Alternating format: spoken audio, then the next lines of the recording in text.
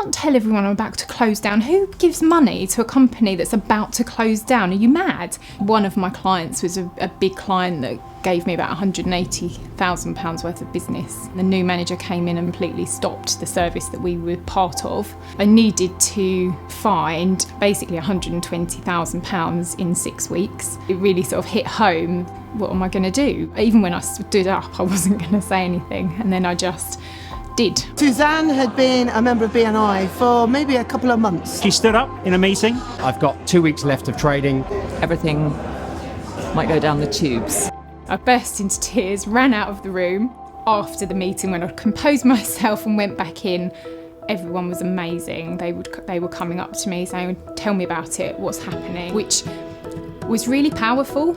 Outside of BNI, if you put out there that you're struggling, your client base actually walks away. They don't want brand loyalty to someone that they don't think is going to be there in a few weeks' time. We all felt for her, and I don't think there's anybody in the room that didn't go home afterwards, go through their entire dress book and think, who needs a blind? Who needs some wallpaper? Who needs something? So the following week, suddenly, I got emails from everybody introducing me to people, asking how it was and what they could do to help me. David in particular introduced me to an estate agent. I just tried to help her, really. Put her in touch with a couple of bigger customers that we had, who we knew used interior designers. He gave us a show flat to do almost straight away.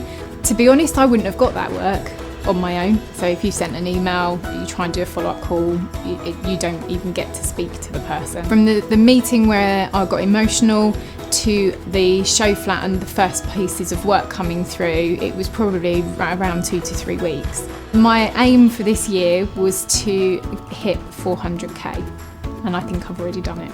Something that I thought was going to take a few years to get to. I now have a team working with me, a larger team than I have before, and it's lovely to have the support. I know I could go to any one of those members. How often do you follow up after you've done a quote?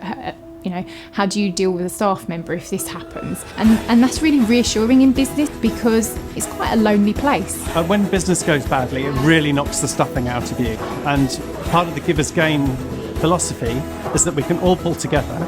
You're a team of people whose job is to support each other. You know, it feels like you're just socialising, but the work that gets passed because you've had a one-to-one with someone, there's a big impact there. I think anybody that sort of says, do you know what, I'm not sure it's for me, I think they're really missing out massively.